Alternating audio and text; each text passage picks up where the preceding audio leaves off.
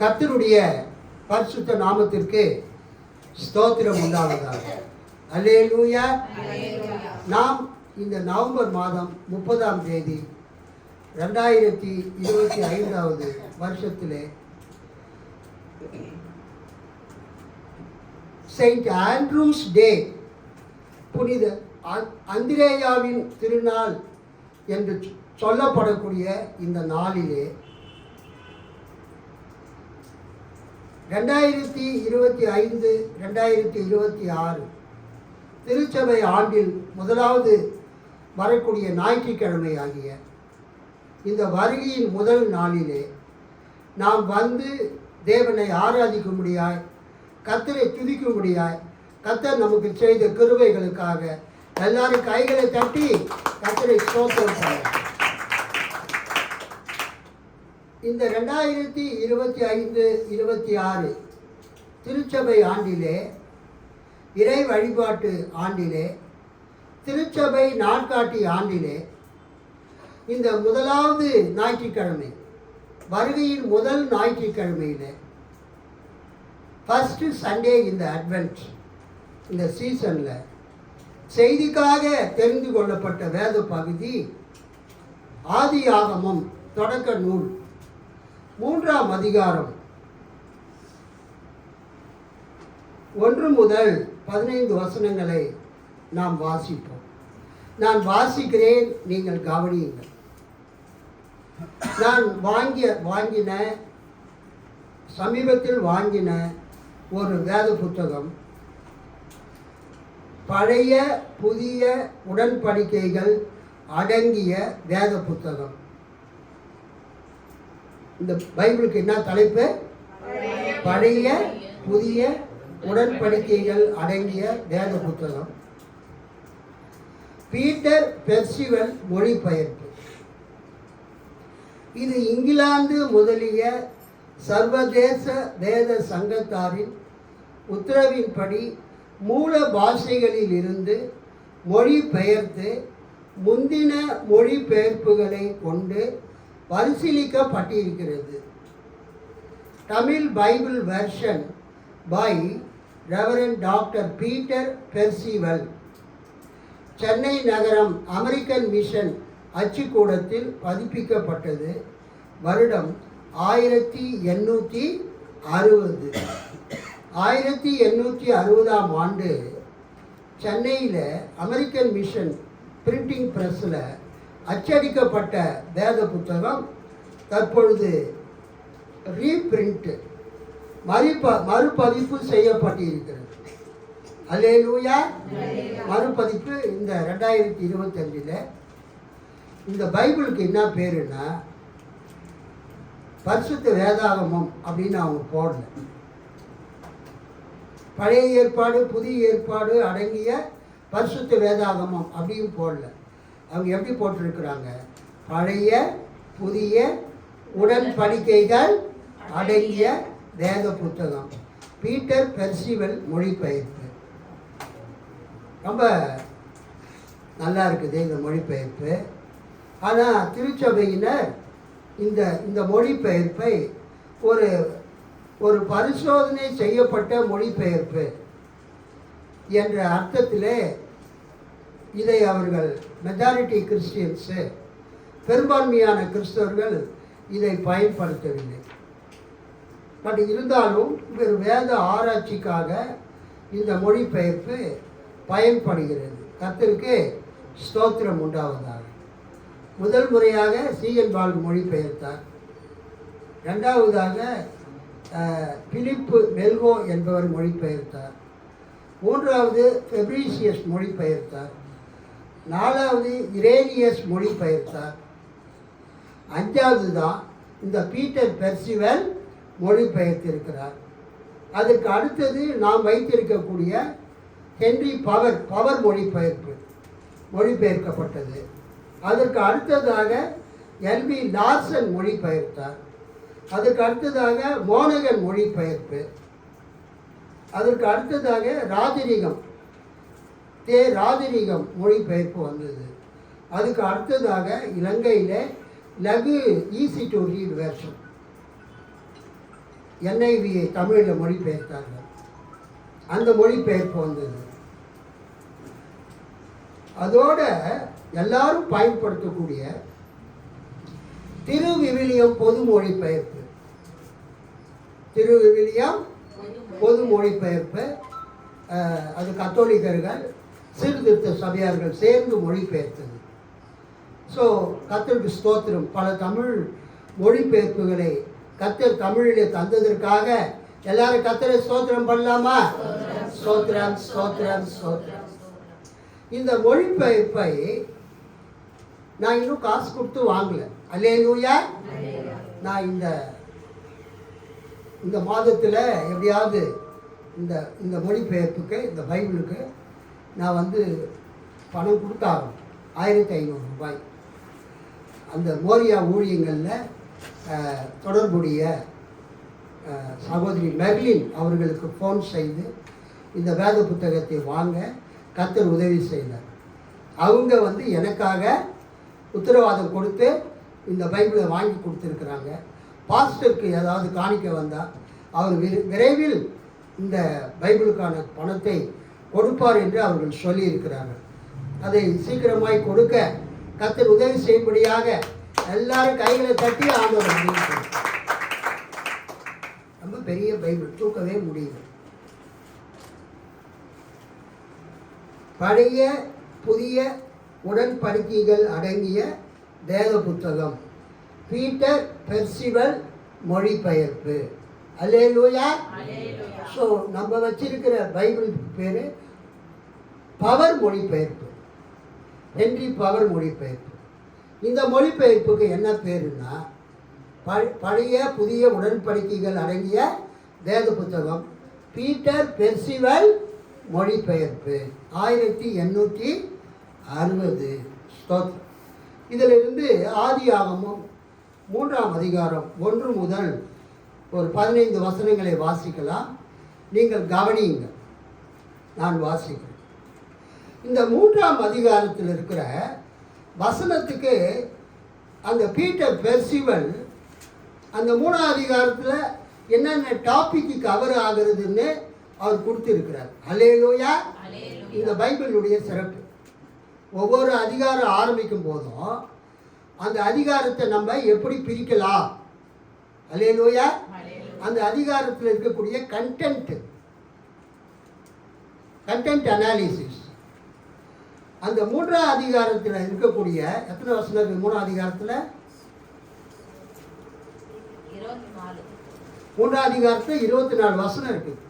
அந்த 24 வசனங்களையும் நம்ம எத்தனை பிரிவாக பிரிக்கலாம்னு சொல்லிட்டு இவர் கிட்டத்தட்ட ஒரு 7 பிரிவாக பிரித்து தலைப்பிலேயே கொடுத்துருக்கிறார். 3ஆம் அதிகாரத்தை எப்படி பிரிக்கலாம்? 1, சர்ப்பம் ஏவாளை வஞ்சித்தல். சர்ப்பம் ஏவாளை வஞ்சித்தல் 1.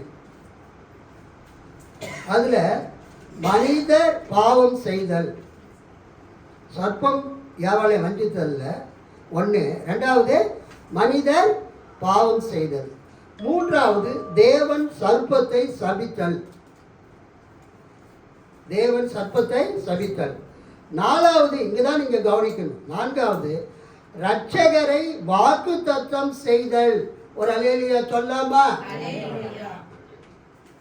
ரட்சகரை வாக்குத்தத்தம் செய்தல். எத்தனாவது பாயிண்ட் அது? 4வது point. I was thrilled, I was amazed, I was astonished. நான் ரொம்ப ஆச்சரியப்பட்டேன். இந்த பீட்டர் பெர்சிவல் மற்றவங்களை போல் அல்லாமல் ஒவ்வொரு அதிகாரத்துக்கும் இவர் என்ன கொடுக்குறாரு? இந்த அதிகாரத்தில் நீங்கள் என்ன படிக்க போறீங்க? ரொம்ப சந்தோஷம். இந்த பைபிள் டீச்சர்ஸுங்க, பாஸ்டர்ஸுங்களுக்கெல்லாம் இந்த பீட்டர் பெர்சிவல் பைபிள் ரொம்ப ரொம்ப அவசியம். ஆனால் 1500 ரூபாய்.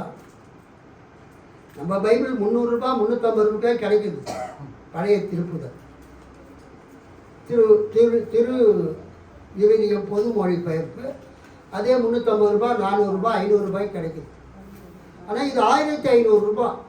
அவங்க ரொம்ப கஷ்டப்பட்டு அரும்பாடுபட்டு ஸ்கேன் பண்ணி அந்த புக்கை அந்த பைபிளை பீட்டர் பெர்சிவல் பைபிளை மறுபதிப்பு செய்திருக்கிறாங்க.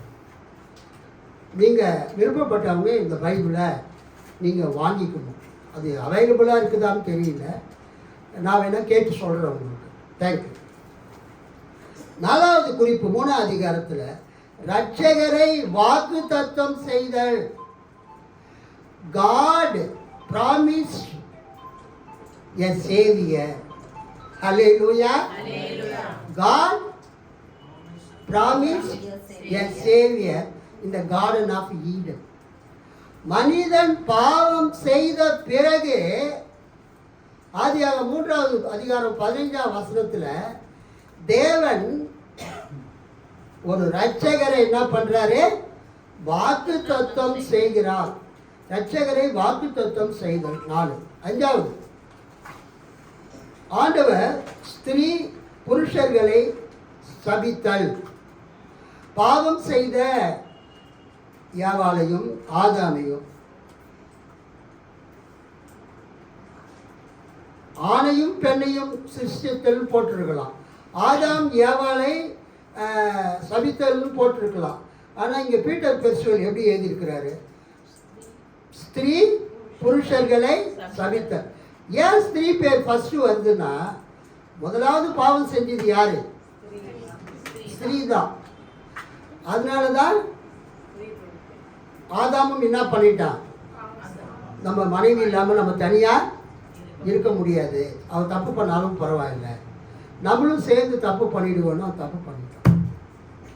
கை தட்டி ஆண்டரை மகிமைப்படுத்துங்க. இதுக்கு நிறைய வீட்டுக்காரர்கள் புருஷர்கள் மனைவி பேச்சை கண்ணை மூடிட்டு கேட்கறதுக்கு, என்ன ராகுல் கேட்குறீங்களா? Very good very good. மனைவி பேச்சை கண்ணை மூடிட்டு கேட்கறதுக்கு யார் காரணம்னா ஆதாம் தான் காரணம். ஏன்னா அவன் என்ன பண்ணுறான்? மனைவி கொடுத்த பழத்தை வாங்கி சாப்பிடுறான். ஸ்திரீ புருஷர்களை சபித்தல் 5வது. 6வதுன்னா தேவன் வஸ்திரம் தரிப்பித்து அந்த நிர்வாணமாய் இருக்கக்கூடிய ஆதாம் ஏவாளுக்கு ஆண்டவர் என்ன பண்றாரு? தோல் உடைகளை உண்டு பண்ணி அவர் கொடுக்கிறார். 7வது, தோட்டத்தில் நின்று அகற்றல். வண்டர்ஃபுல். 7 பாயிண்ட்டுங்க. இந்த ஒரு அதிகாரம் ஃபுல்லா இன்னைக்கு பேசுறோம்.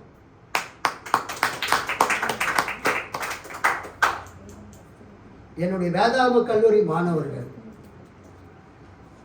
மாணவிகள், என்னோடு பழகக்கூடிய ஊழியக்காரர்கள், பைபிள் காலேஜுக்கு, ஸ்கூல் ஆஃப் ப்ரீச்சிங்க்கு, பிரசங்க பயிற்சிக்கு பள்ளிக்கு வரக்கூடிய மாணவ மாணவிகள், ஊழியர்கள், நம்ம குளோரியஸ் சர்ச் ஆஃப் காட் விசுவாசிகள் எல்லாரும் இந்த 7 பாயிண்ட்டை நீங்கள் என்ன பண்ணணும்?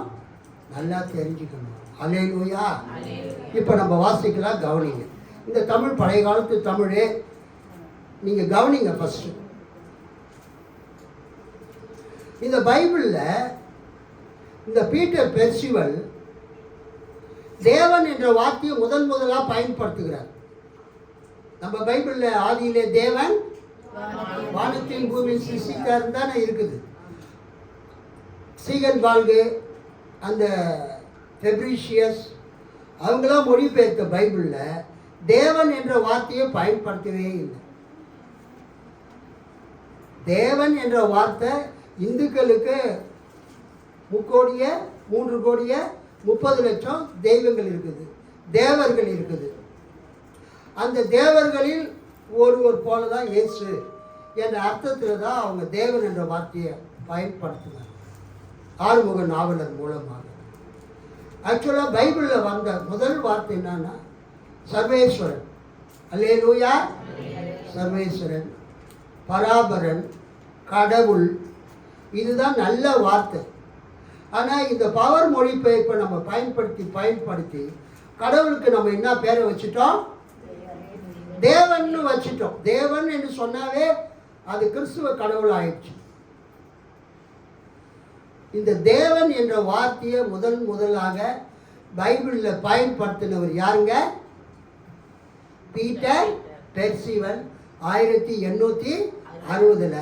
அதன் பிறகு நம்ம வச்சிருக்கிற பைபிளில் பவர் மொழிபெயர்ப்பில் அதே தேவன் என்ற வார்த்தை வந்துருது. இது வரைக்கும் நம்ம அந்த பைபிள் தான் பயன்படுத்திட்டு இருக்கோம். கடவுள் என்கிற வார்த்தை தான் நல்ல வார்த்தை. அல்லேலூயா. ஐயோ, தேவனை போய் ஒரு கடவுள் சொல்றாரேன்னு நினைக்காதீங்க. உள் வட்டத்துக்கு வெளியிலே இருக்கிறவர், நம்முடைய வரையறைக்கு வெளியிலே இருக்கிறவர் கடவுள். எல்லா வட்டங்களுக்கும் எல்லா வரையறைக்கும் வெளியிலே இருக்கிறவர், அப்பால இருக்கிறவர். சரி, let us read book of Genesis chapter 3 verses 1 to 15. கவனிங்க. தேவனாகிய யெகோவா, இவரு சர்வேஸ்வரன், பராபரன், கடவுள் என்ற வார்த்தையை பயன்படுத்தாம பீட்டர் பெர்சுவேல் எந்த வார்த்தையை பயன்படுத்தினாரு? தேவன், காட். கடவுள் என்ற வார்த்தையை இவர் தேவன் என்று பயன்படுத்தினார். அது இன்னைய அளவுக்கு நம்ம பயன்படுத்திட்டு இருக்கிறோம். அதுக்கு அடுத்தது கர்த்தர் என்ற வார்த்தையை இவர் பயன்படுத்தல. கர்த்தர் என்ற வார்த்தைக்கு பதிலாக இவர் ஜெகோவா என்ற வார்த்தையை பயன்படுத்தினார். நம்ம பைபிளில் தேவனாகிய கர்த்தர்னு வருது இல்லையா? அந்த கர்த்தர் என்ற வார்த்தை எபிரேய மொழியில் ஜெகோவா, அதை அவர் அப்படியே பயன்படுத்திட்டார். ஸோ தேவனாகிய கர்த்தரை இவர் தேவனாகிய யெகோவா அப்படின்னே பயன்படுத்தினார். தேவனாகிய யெகோவா சிருஷ்டித்த வெளியின் சகல ஜந்துக்களிலும் சர்ப்பமே அதிக சூதுள்ளதாய் இருந்தது. அது ஸ்திரீயை நோக்கி, நீங்கள் தோட்டத்தில் இருக்கிற எந்த விருட்சத்தில் உள்ளதையும் புசிக்கப்படாது என்று தேவன் சொன்னது மெய்யோ என்றது.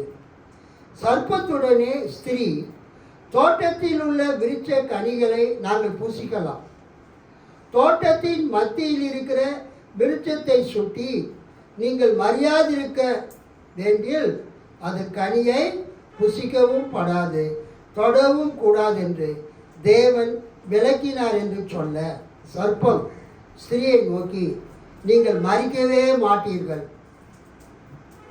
நம்ம பைபிள் எப்படி இருக்குது? நீங்கள் சாகவே சாவதே. இங்க நீங்கள் மரிக்கவே மாட்டீர்கள். நீங்கள் அதை புசிக்கும் நாளில் உங்கள் கண்கள் திறக்கப்பட்டு நீங்கள் நன்மை தீமைகளை உணர்ந்து தேவனுக்கு ஒப்பாவீர்கள் என்று தேவன் அறிவார் என்றது. அவ்விருட்சத்தில் உள்ளது புசிப்புக்கு சுவையும் காட்சிக்கு இனிமையும் புத்தியை தெளிவிக்கும் என்றும் இச்சிக்கப்படத்தக்கதுமாய் இருப்பதை ஸ்திரீ பார்த்து அதன் கனியை பறித்து புசித்து தன்னோடே இருந்த புருஷனுக்கும் கொடுத்தாள், அவனும் புசித்தான்.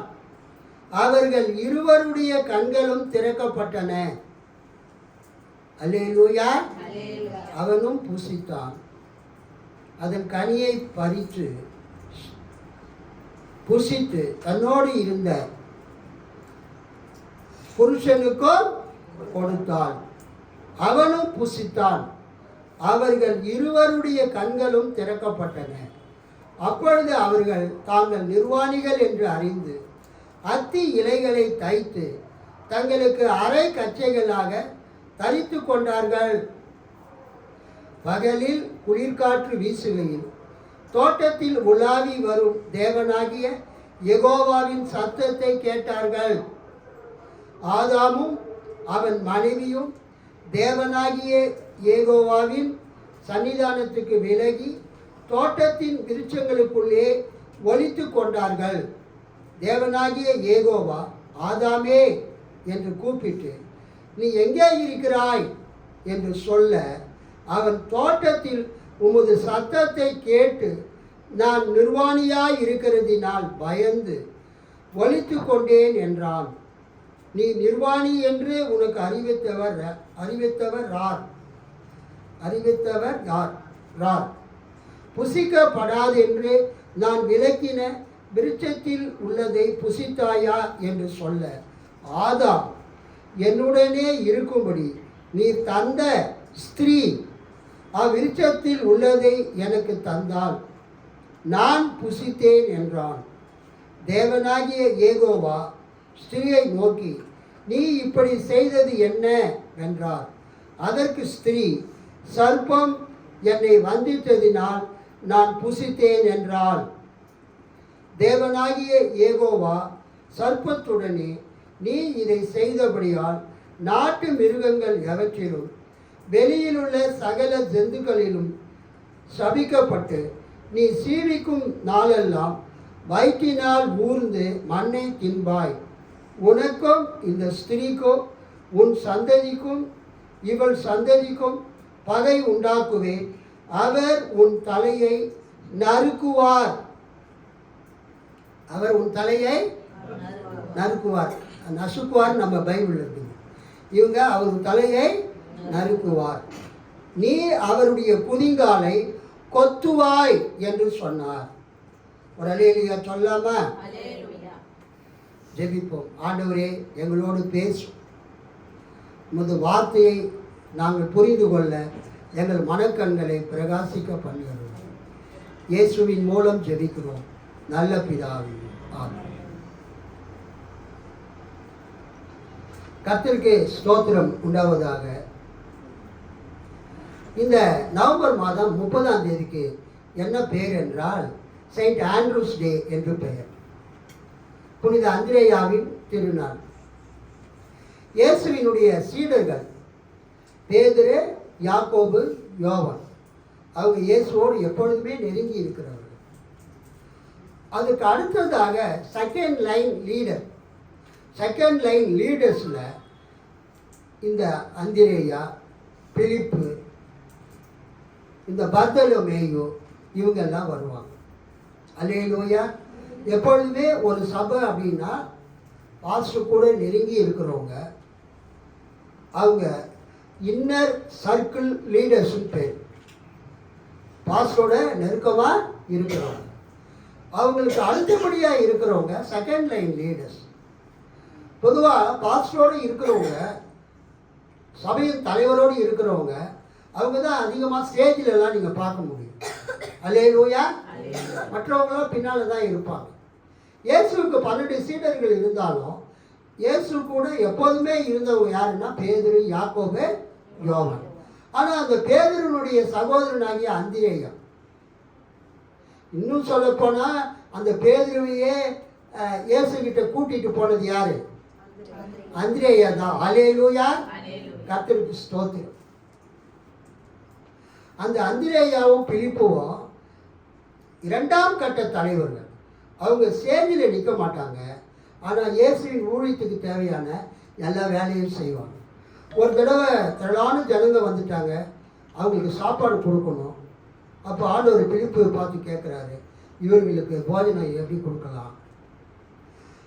அவர் சொல்கிறான், இவங்களுக்கு 200 பணத்துக்கு அப்பங்கள் வாங்கினா கூட கொடுக்க முடியாது. அப்போ அந்திரேயா வந்து சொல்கிறான், இங்கே ஒரு பையன் இருக்கிறான், அவங்ககிட்ட 5 அப்பங்களும் 2 மீன்களும் இருக்கிறது. 5 வார்கோதுமை அப்பங்களும் 2 மீன்களும் இருக்கிறது. அப்புறம் அந்த பையன் வந்து இயேசுகிட்ட கொண்டு வரப்படும் போது அவன் அதை காணிக்கையாக கொடுத்தான். இயேசு அதை ஆசீர்வதித்து 5000 பேருக்கு, அதை ஆண்களுக்கு புருஷர்களுக்கு அது உணவாக கொடுத்தான். கைத்தட்டி ஆண்டவர் மகிழ்ச்சி. ஸோ அந்திரேயா வந்து செகண்ட் லைன் லீடர். திருச்சபையில் எப்பொழுதுமே மைக்கு பிடிச்சி பேசணும், வால் போஸ்டில் ஃபோட்டோ வரணும், நோட்டீஸில் பேர் வரணும்னு நம்ம எதிர்பார்க்கவே கூடாது. அல்லேலூயா. நம்ம ஊழியம் செய்கிறது ஆண்டவருக்கு ஊழியம் செய்யணும். அந்திரேயாவும் பிலிப்பும் செகண்ட் லைன் லீடர்ஸ். அவங்க எப்பயுமே ரவுண்ட்ஸ்லேயே இருப்பாங்க. யார் யார் வந்திருக்காங்க, என்னென்ன பண்ணுறாங்க, யார்கிட்ட என்ன இருக்குது, என்ன பேசி இருக்கிறாங்க. ஒரு தடவை கிரேக்கர்கள் இயேசுவை காண வந்தாங்க. அப்போ அவங்க பிலிப்பு கிட்ட வராங்க, பிலிப்பு அந்திரேயா கிட்ட வராரு. இவங்க 2 பேரும் சேர்ந்து இயேசு கிட்ட போகிறாங்க. அவங்க சொல்கிறாங்க, நாங்கள் இயேசுவை காண விரும்புகிறோம். அல்லேலூயா. ஆக திருச்சபை வளர்ச்சி பெறுவதற்கு, சர்ச்சை growth ஆகிறதுக்கு, சர்ச்சை எக்ஸ்பேண்ட் ஆகிறதுக்கு, சர்ச்சைக்கு பல மக்கள், பல ஜாதி மக்கள் வருவதற்கு திருச்சபை ஆதியிலிருந்து 2 வகையான ஊழியங்களை செய்து வருகிறது. ஒன்று, பள்ளி கல்லூரி கட்டி மக்களுக்கு கல்வி கொடுக்குற ஊழியம். அல்லேலூயா. ஒரு காலத்தில் இந்தியாவில் பிராமணர்கள் மட்டும்தான் கல்வி கற்க முடியும். படிக்கக்கூடிய வாய்ப்பு ஒன்லி அந்த பிராமணர்களுக்கு மட்டும்தான் இருந்தது, வேறு யாருக்கும் இல்லை. கிறிஸ்துவ மிஷினரிமார்கள், வெள்ளைக்காரங்க, ஆங்கிலேயர்கள் வந்த பிறகுதான் எல்லாருக்குமே இலவச கல்வி கிடைச்சது. அல்லேலூயா. ஆங்கில கல்வி கிடைச்சது. அதனால தான் தாழ்த்தப்பட்டவங்க, பிற்படுத்தப்பட்டவங்க, அப்புறம் சீர்மரபினர், பழங்குடி மக்கள், ஆதிவாசிகள் எல்லாமே படித்து மேலான நிலைமைக்கு வர கர்த்தர் இந்தியாவிலே உதவி செய்தார். நம்ம போகிற ஊரில் சபையை கட்டணும், பிரசங்கம் பண்ணணும் என்ற நோக்கத்தோடு மட்டும் அவங்க எங்கே வரல? இந்தியாவுக்கு வரல. டொனால்டு மெக்காவரன் ஒருத்தர் இருந்தார், father of the church growth movement. அவர் என்ன சொன்னாருன்னா, நீங்கள் சர்ச்சுங்களை மட்டும் கட்டுங்க, சர்ச்சுங்களை மட்டும் அதிகப்படுத்துங்க, உங்களால் எவ்வளோ சர்ச்சு கட்ட முடியுமோ அவ்வளோ சர்ச்சு கட்டுங்க. தேவையில்லாமல் இந்த ஸ்கூலு, ஹாஸ்பிட்டலு, இந்த teacher training college, nursing college, medical college, engineering காலேஜுன்னு தேவையில்லாமல் உங்கள் பணத்தை அதில் போட்டு உங்கள் டைமை வேஸ்ட் பண்ணாதீங்க. You concentrate on the multiplication of the church, you concentrate on the growth of the church என்கிற ஒரு ஃபார்முலாவை, ஒரு தீமை டொனால்டு ஏ மெக்காவரன் கொடுத்தார். அதெல்லாம் பேஸ் பண்ணி தான் இசிஏ சர்ச்சினுடைய பழைய பிஷப் எஸ்ரா சர்க்குணம்லாம் அந்த டொனால்டு மெக்காவரனுடைய டீச்சிங்கினால தான் இந்திய மாநிலங்கள் எல்லாவற்றிலையும் அநேக சபைகளை அவர் உருவாக்கினார். ஆனால் அல்லேலூயா, கர்த்தருக்கு ஸ்தோத்திரம். அது ஏன்னா அவர் ஃபாலோ பண்ண பிரின்சிபிள் சர்ச் growth மூமெண்ட்டினுடைய principle. Father of the church growth movement Donald A McGavran, understanding the church growth, bridges of God என்ற புத்தகத்தெல்லாம் அந்த டொனால்டு மெக்காவரன் எழுதியிருக்கிறார். ஆனால் கிறிஸ்துவ மிஷினரிகள் ஜெர்மனியிலிருந்து, ஸ்வீடன்லேருந்து, நார்வேலேருந்து, இங்கிலாந்துலேருந்து, அமெரிக்காவிலேருந்து வந்தவங்க சர்ச்சை மட்டும் கட்டி கொடுத்துட்டு போகல. அல்லேலூயா. இந்த மிஷினரிங்க, ப்ரொட்டஸ்டன்ட் மிஷினரிஸுங்க, அவங்க எதை மட்டும் கட்டல? சர்ச்சை மட்டும் கட்டல.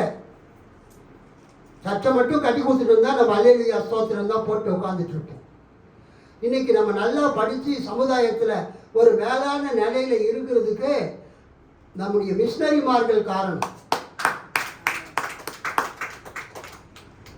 எவ்வளோ காடு மேடு எல்லா இடத்துலையும் சர்ச்சு கட்டி, அங்கே ஒரு ஸ்கூல் கட்டி, அந்த ஏரியாவில் ஒரு ஹாஸ்பிட்டல் கட்டி மக்களுக்கு சேவை பண்ணாங்க.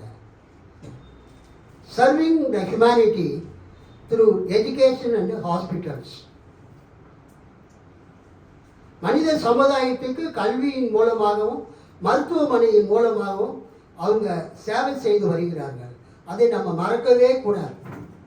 நம்ம அவங்கள பார்த்து ஆவி இல்லாதவங்க, அபிஷேகம் இல்லாதவங்க, அந்த சபையில் வந்து ஆவியானவர் அசைவாளர்லாம் சொல்லக்கூடாது, தப்பு. அல்லேலூயா. எல்லா சபையிலுமே ஆண்டவர் இருக்கிறார். we should not forget that. அதை மறக்கக்கூடாது. நம்ம வந்து சபைக்கு இம்பார்ட்டன்ஸ் கொடுக்குறோம், ஊழியத்துக்கு இம்பார்ட்டன்ஸ் கொடுக்குறோம், அபிஷேகத்துக்கு இம்பார்ட்டன்ஸ் கொடுக்குறோம், வரங்களுக்கு இம்பார்ட்டன்ஸ் கொடுக்குறோம். அவங்க கல்வி சேவை, மருத்துவ சேவை, திருச்சபை விரிவாக்கம், அதுக்கு முக்கியத்துவம் கொடுக்குறாங்க. எல்லா சபைகளுமே ஆண்டவருடைய சபைகள். அல்லேலூயா. அதை நாம் விசுவாசிக்க வேண்டும். எத்தனை பேர் விசுவாசிக்கிறீங்க? அல்லேலூயா, அல்லேலூயா, அல்லேலூயா. இன்னைக்கு இந்த ஆண்ட்ரூஸ் டே 2025 இது வருகையின் முதல் ஞாயிறு. இது வருகையின் முதல் ஞாயிறு. கிறிஸ்மஸ்க்கு முன்னால் 4 ஞாயிற்றுக்கிழமை வரும். அது வந்து வருகையின் முதல் ஞாயிறு, 2ஆம் ஞாயிறு, 3ஆம் ஞாயிறு, 4ஆம் ஞாயிறு என்று அழைக்கப்படும். First advent Sunday, second advent Sunday, third advent Sunday, fourth advent Sunday என்று அழைக்கப்படும். இந்த வருஷம் கிறிஸ்மஸ் டிசம்பர் 25ஆம் தேதி வியாழக்கிழமை வருகிறது. அட்வென்ட் என்றால் அட்வென்டஸ் என்ற லத்தீன் வார்த்தையிலிருந்து வந்தது, கமிங் ஆர் அரைவல். அட்வென்ட் என்ற வார்த்தை எங்கிருந்து வந்தது? அட்வென்டஸ் என்ற லத்தீன் வார்த்தையிலிருந்து வந்தது. அதுக்கு என்ன அர்த்தம்? கம்மிங் ஆர் அரைவல், வருகிறார், வந்து வந்து கொண்டிருக்கிறார், வந்து சேரப்போகிறார். ஆக இன்றைக்கு இந்த நவம்பர் 30ஆம் தேதி செயின்ட் ஆண்ட்ரூஸ் டேவாக இருந்தாலும் இந்த நாள் இயேசு கிறிஸ்து வருகையினுடைய முதலாவது ஞாயிற்றுக்கிழமை. ஒரு அல்லேலூயா சொல்லாமா? நான் வாசித்த இந்த ஆதியாகமம் 3ஆம் அதிகாரம் 15ஆம் வசனத்தில் நாம் என்ன பார்க்கிறோம்? பீட்டர் பெர்சிவல் தன்னுடைய பழைய புதிய உடன்படிக்கைகள் அடங்கிய வேத புத்தகத்தில் 3ஆம் அதிகாரத்தில் 7 தலைப்புகளை கொடுத்திருக்கிறார். சப்டைட்டில் உப தலைப்புகள். அதில் 4வது தலைப்பு இரட்சகரை வாக்குத்தத்தம் செய்தல். ஒரு அல்லேலூயா சொல்லாமா? இரட்சகரை வாக்குத்தத்தம் செய்தல், இரட்சகரை வாக்குத்தத்தம் செய்தல். God promised a savior. God promised a savior. பாவத்திலே விழுந்து போன மனிதர்களை மீட்டு ரட்சிப்பதற்காக நான் உங்களுக்கு ஒரு மேய்ப்பரை, ஒரு இரட்சகரை, ஒரு மீட்பரை அனுப்புவேன் என்று கர்த்தர் சொன்னார். நீங்கள் அந்த அதிகாரம் ஃபுல்லாக படித்து பார்த்தீங்கன்னா 3ஆம் அதிகாரத்தில் அவங்க ஜீவ விருட்சத்துக்கு போய் அதன் கனிகளை பறித்து புசித்து சதா காலமும் என்றென்றும் உயிரோடு இராதபடிக்கு செய்ய தேவன் என்ன செய்கிறார்? கர்த்தர் என்ன செய்கிறார்? அவங்கள ஏதேன் தோட்டத்துக்கு வெளியிலே அனுப்பி விடுகிறார். ஒரு அல்லேலூயா சொல்லாமா? உங்க பைபிளில் படிங்க, கடைசி 3 வசனம் படிங்க. 3ஆம் அதிகாரம் கடைசி 3 வசனம். பின்பு தேவனாகிய கர்த்தர், இதோ மனுஷன் நன்மை தீமை அறியத்தக்கவனாய் நம்மில் ஒருவரை போல் ஆனான். இப்பொழுதும் அவன் தன் கையை நீட்டி ஜீவ விருட்சத்தின் கனியையும் பறித்து புசித்து என்றைக்கும் உயிரோடு இராதபடிக்கு செய்ய வேண்டும் என்று அவன் எடுக்கப்பட்ட மண்ணை பண்படுத்த தேவனாகிய கர்த்தர் அவனை ஏதேன் தோட்டத்திலிருந்து அனுப்பிவிட்டார். அவர் மனுஷனை துரத்திவிட்டு ஜீவ விருட்சத்துக்கு போகும் வழியை காவல் செய்ய ஏதேன் தோட்டத்துக்கு கிழக்கே கேருபீன்களையும் வீசிக் கொண்டிருக்கிற சுடரொளி பட்டயத்தையும் வைத்தார்.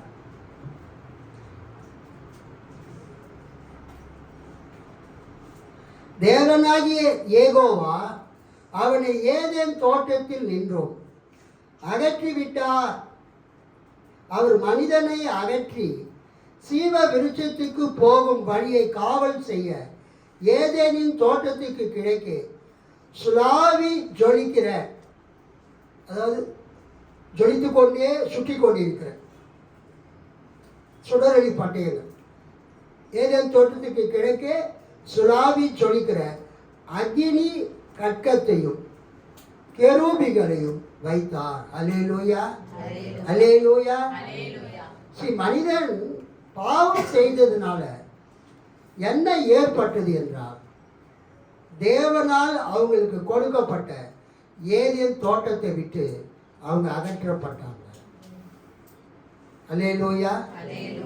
ஜஸ்ட் இமேஜின், அந்த ஆதியாகமம் 1ஆம் அதிகாரம் அது ஆசாரிய மரபு, ப்ரீ ட்ரெடிஷன் என்று அழைக்கப்படுகிறது. ஆதியாகமம் 2ஆம் அதிகாரம் 4ஆம் வசனத்துக்கு பிற்பகுதியிலிருந்து 3ஆம் அதிகாரம் ஃபுல்லாக அதுக்கு என்ன பேருன்னா ஜே மரபு என்று அழைக்கப்படுகிறது. ஆதியாகமம் 1ஆம் அதிகாரம், தொடக்க நூல் 1ஆம் அதிகாரத்தில் தேவன் தேவன் என்கிற வார்த்தை வரும். 6 நாளில் தேவன் உலகத்தை சிருஷ்டித்து 7ஆம் நாளிலே ஓய்ந்திருந்தார். ஆனால் ஆதியாகமம் 2ஆம் அதிகாரம் 4ஆம் வசனத்தின் பிற்பகுதியில் ஆதியாகமம் 1:1 ஆதியிலே தேவன் வானத்தையும் பூமியையும் சிருஷ்டித்தார்னு வரும். ஆதியாகமம் 2ஆம் அதிகாரம் 4b பிற்பகுதியில் பூமியும் வானமும் சிருஷ்டிக்கப்பட்ட வரலாறு இவைகளே. 1ஆம் அதிகாரம் 1ஆம் வசனத்தில் வானமும் பூமியும் வரும். 2ஆம் அதிகாரம் 4ஆம் வசனத்தின் பிற்பகுதியில் என்ன வருது? பூமியும் வானமும். ஸோ 1ஆம் அதிகாரத்தில் வானமும் பூமியும் அது பி மரபு, ஆசாரிய மரபு. 2ஆம் அதிகாரம் 4க்கு பிறகு 3ஆம் அதிகாரம் ஃபுல்லாக அது ஜே மரபு. அதில் முதல் வர்றது பூமியும், 2வது வானம். அதில் நீங்கள் பார்த்தீங்கன்னா கடவுளுடைய பேர் நம்ம பைபிளில் தேவனாகிய கர்த்தர்னு இருக்கும். இந்த பைபிளில் பீட்டர் பெர்சிவல் எப்படி எழுதியிருக்கிறாரு?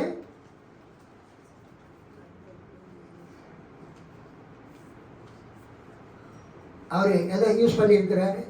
ஜெகோவா. அல்லேலூயா. பீட்டர் பெர்சிவல் யூஸ் பண்ண வார்த்தை என்ன இருக்குதுன்னு சொன்னா, தேவனாகிய யெகோவா, காட் யாவே, காட் ஜெகோவா. ஸோ அதில் நம்ம என்ன பார்க்குறோம்? இந்த யெகோவா கர்த்தராகிய தேவன் வாக்கு பண்ணுகிறார், உங்களை பாவத்திலிருந்து ரட்சிப்பதற்காக நான் என் குமாரனை அனுப்புவேன். அல்லேலூயா. நீங்கள் இப்போ பாவத்தில் விழுந்து போயிட்டீங்க, உங்களை தூக்குறதுக்கு நான் என்ன பண்ணுவேன்? என் குமாரனை, என் ரட்சகரை, உங்கள் ரட்சகரை அனுப்புவேன். அதுதான் வாக்குத்தத்தம் செய்யப்பட்டது. அதைத்தான் இங்கே நம்ம பார்க்குறோம். என்ன பார்க்குறோன்னா, ரட்சகரை வாக்குத்தத்தம் செய்தல். God promised a savior. நீங்கள் ஆதியாகமம் 3:5-15 நீங்கள் ரொம்ப ஆழ்ந்து பார்த்தீங்கன்னா அங்கே என்ன கொடுக்கப்பட்டிருக்கிறதுனா, ஆதியாகமம் 3:15 வரக்கூடியது. உங்கள் பைபிளில் படிங்க. உனக்கும் க்ளோரி சிஸ்டர், எதுக்கு ஆரம்பிச்சுட்டு அமைதியாக இருக்கிறீங்க? அவங்க படிக்கலையே. உனக்கும் ஸ்திரீக்கும் உன் வித்துக்கும் அவள் வித்துக்கும் பகை உண்டாக்குவேன். அவர் உன் தலையை நசுக்குவார், நீ அவர் குதிங்காலை நசுக்குவாய். இங்க பீட்டர் பெர்சிவல் எப்படி மொழிபெயர்த்திருக்கிறாருன்னா, நீ அவர் குதிங்காலை கொத்துவாய்.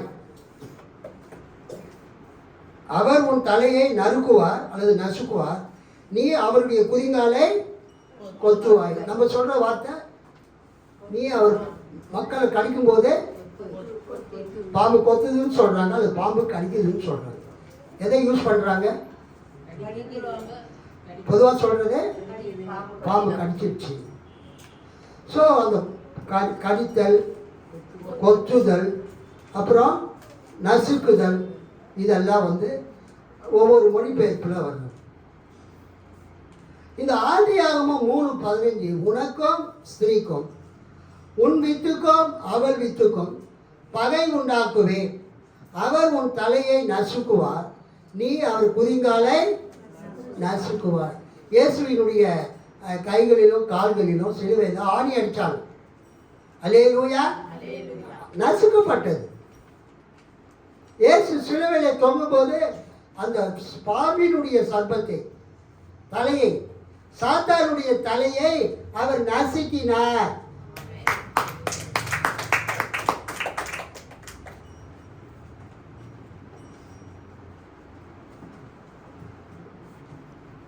Headmaster, headmistress, head of the department, துறை தலைவர், தலைமை ஆசிரியர், தலைமை ஆசிரியை, இந்த பேர்லாம் நீங்கள் கேள்விப்பட்டிருப்பீங்க. அங்கே வரக்கூடிய தலை என்பது அந்த முழு நிறுவனத்துக்கும் அவங்க தான் கேட்டு. அல்லேலூயா.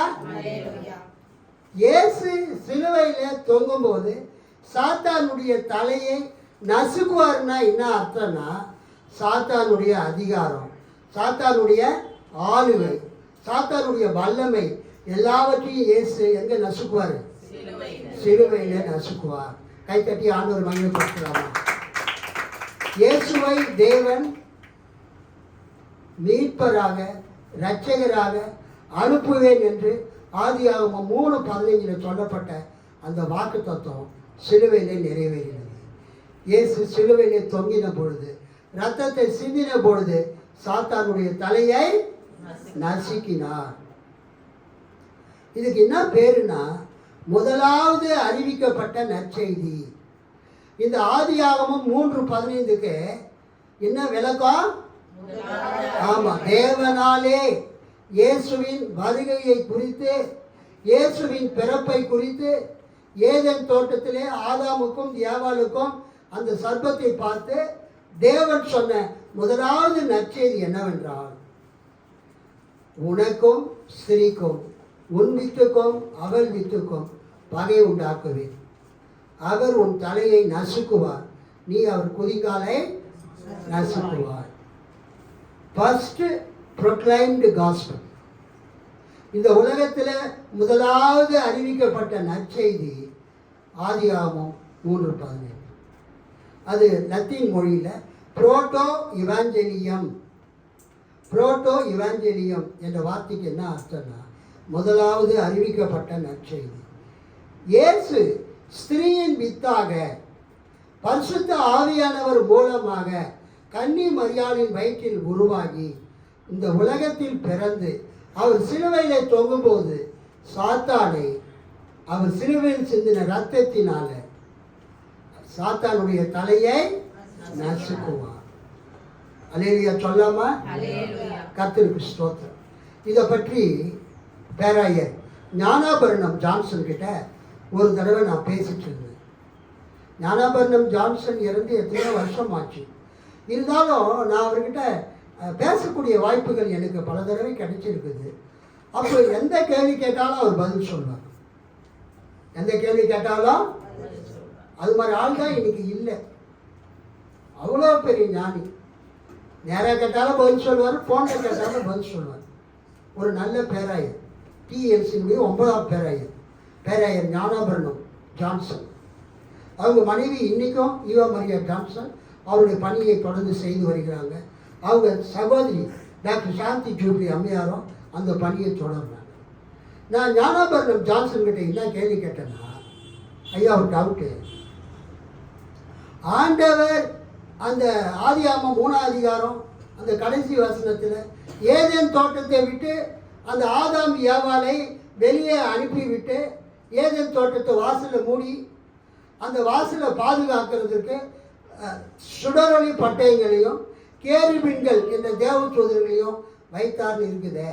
ஏன்னா அவங்க மறுபடியுமாக போய் அந்த ஜீவ விருட்சத்தின் கனியை பறித்து சாப்பிட்டா என்றென்றும் பாவத்திலே அவங்க நிலைத்திருப்பாங்களே, ஆண்டவர் அவங்களை அனுப்பிச்சிட்டாரு. அதோடு அவங்க திரும்ப எப்போ வந்தாங்க ஏதேன் தோட்டத்துக்குள்ள? நோவா காலத்தில் ஜலப்பரலையை வந்து உலகமே அழிக்கப்பட்டது. அப்போ ஏதேன் தோட்டமும் அழிஞ்சு போயிடுச்சு.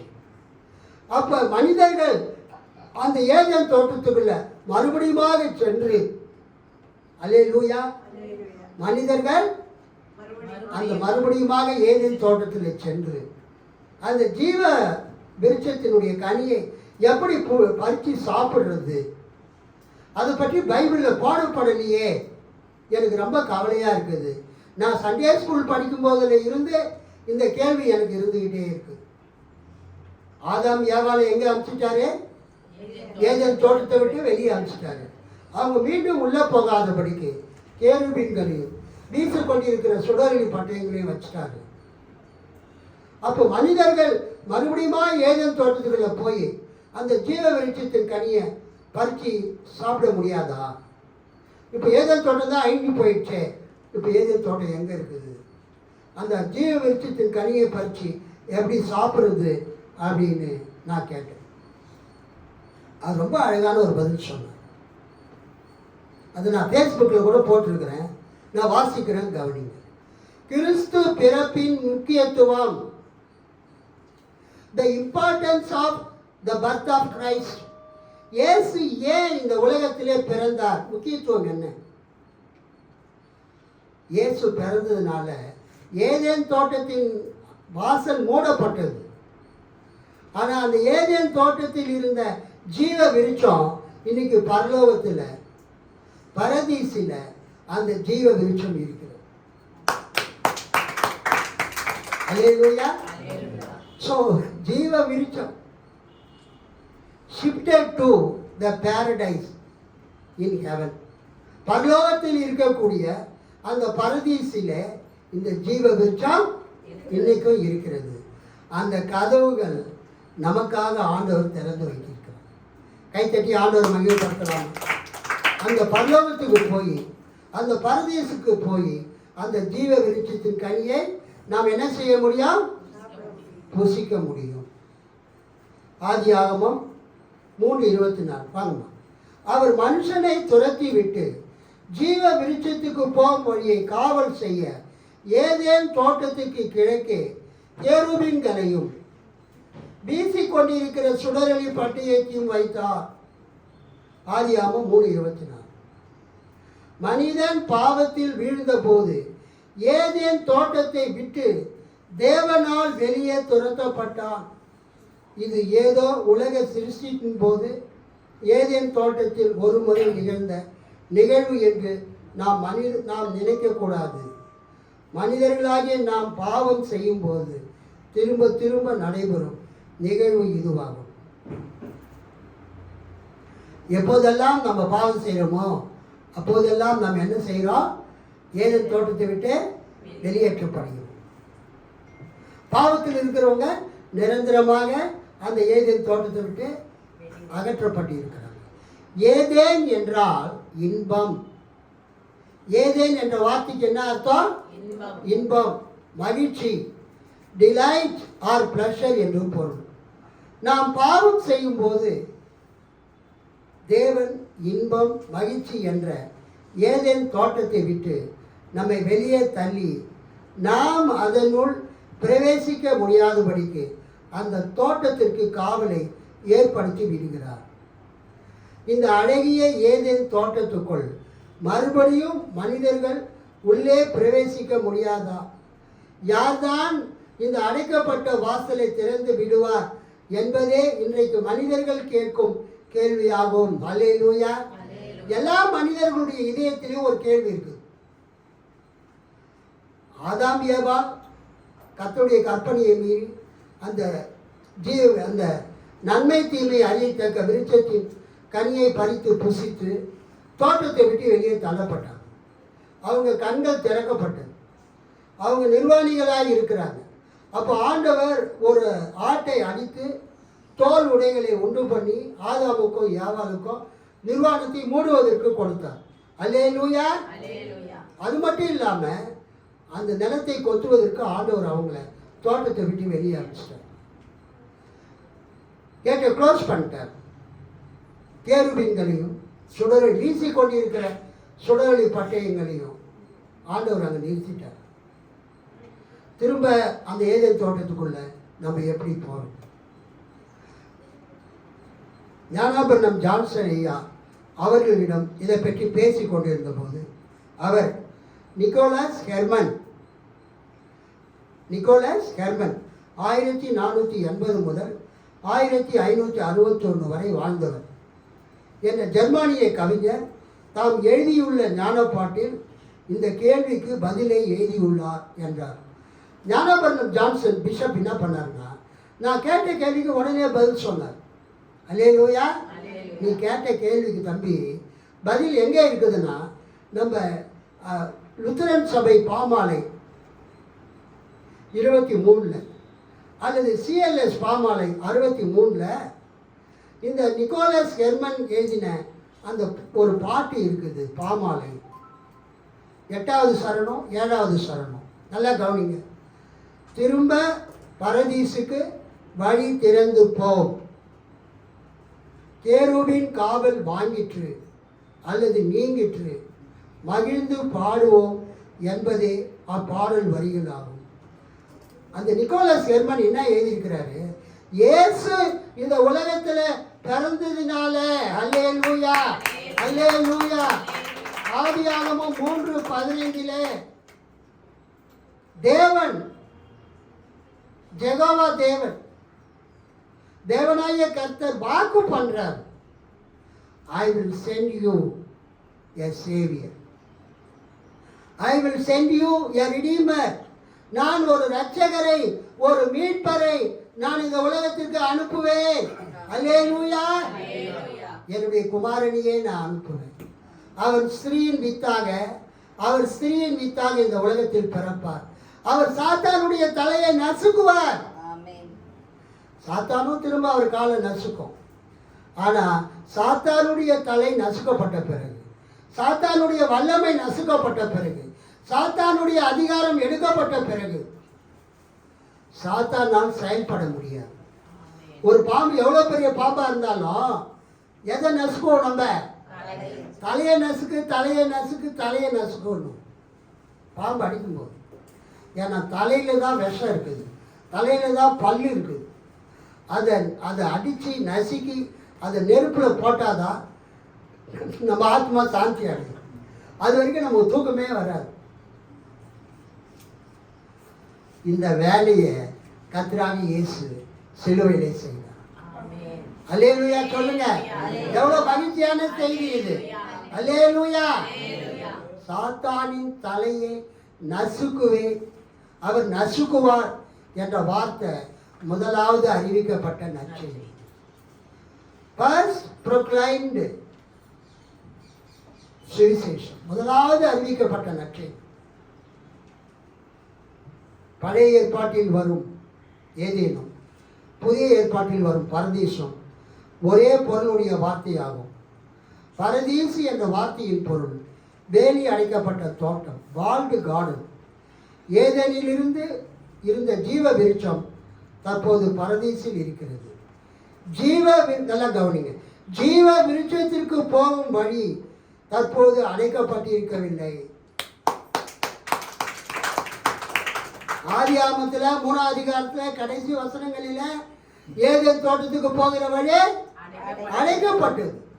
கேருபீன்கள் சுடரொளி பட்டயங்கள் காவல் காத்து கொண்டிருந்தன.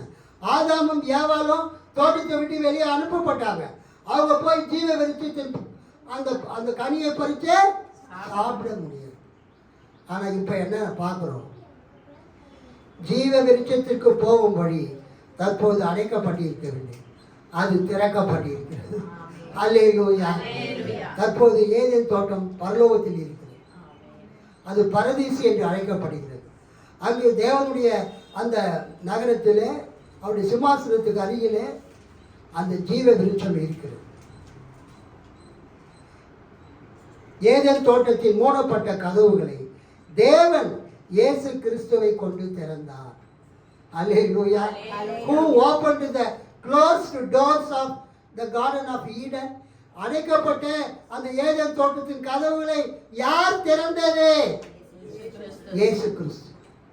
சிலுவையில் சிந்தின ரத்தத்தின் மூலமாக இயேசு அந்த கதவுகளை திறந்து விட்டார். அங்கிருந்த கதவு, அது தேர்வுலாம் பார்த்து சொல்லிட்டார் இயேசு, உங்களுக்கு வேலை முடிஞ்சிச்சு. அல்லேலூயா. உங்களுக்கு என்ன முடிஞ்சது? வேலை முடிஞ்சிச்சு. இனிமேல் யாரும் மனிதர்கள் போவாங்க, நீ காவல் காக்க தேவையில்லை. நான் கேட்டை திறந்து விட்டேன்.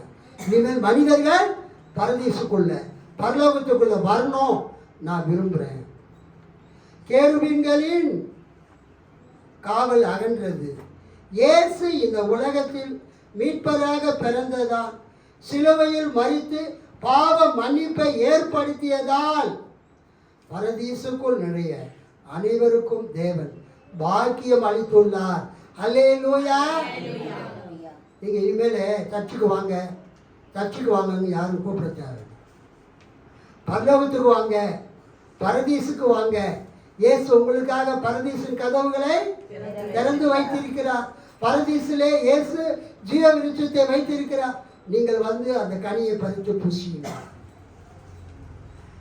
கடைசி, பரதீசின் கதவு நமக்காய் திறக்கப்பட்டதால் தான் நாம் கிறிஸ்துவின் பிறப்பை சிறப்பாய் கொண்டாடுகிறோம். அல்லேலூயா. Why do we celebrate the birth of Christ happily? நமக்காக பரதீசின் கதவுகள் திறக்கப்பட்டிருக்கிறது. பரதீசின் கதவு நமக்காய் திறக்கப்பட்டதால் தான் நாம் கிறிஸ்துவின் பிறப்பை சிறப்பாய் கொண்டாடுகிறோம். விண்ணுலகில் கதவுகள் சாத்தப்படுவதில்லை, பரலோகத்தில் கதவுகள் சாத்தப்படுவதில்லை. அதன் வாயில்கள் நாள் முழுவதும் திறந்திருக்கும். பரலோகத்தில் இருக்கக்கூடிய பரலோகத்தின் வாசல்கள், புதிய எருசலேமின் வாசல்கள் நாள் முழுவதும் திறந்திருக்கும், இரவு பகலாக திறந்திருக்கும். வெளிப்படுத்தல் 21:22. இயேசு இந்த உலகத்தில் பிறந்ததினால் அடைக்கப்பட்ட மூடப்பட்ட ஏதேன் தோட்டத்தின் கதவுகள் திறக்கப்பட்டது. தோட்டத்தை விட்டு வெளியே தள்ளப்பட்ட ஆதாம் ஏவாள் உள்ள போக முடியல. ஆனா அவங்க சந்ததியாராகிய நாம் அந்த உள்ள வந்து இருக்கிறோம். யார் மூலமா? இயேசுவை ஏற்றுக்கொண்டதன் மூலமாக. இயேசு உங்களுக்காக எனக்காக அந்த ஜீவ விருட்சம் இருக்கக்கூடிய அந்த கனியை நாம் பறித்து சாப்பிடும்படியா பரலோகத்தின் கதவுகளை அவர் திறந்து வைத்திருக்கிறார். அல்லேலூயா சொல்லுவோம். ஆமென். God bless you all.